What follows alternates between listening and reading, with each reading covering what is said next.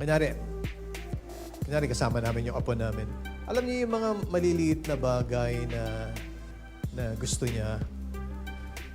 Kasi pag kasama ko si Summer, hindi yun hindi yun nagpapabili sa akin. Kasi, kunyari sinabi ko, Summer, you like that? Sasabihin, you have money? Siguro gustong-gusto niya na magpabili, no? You have money? Ganyan. Alam niyo, it is my pleasure. It is my pleasure to give. Kasi anong foundation? Because of your love. Ganun din tayo sa Panginoon. Ganun din tayo sa Panginoon. So, mature believer, listen to this.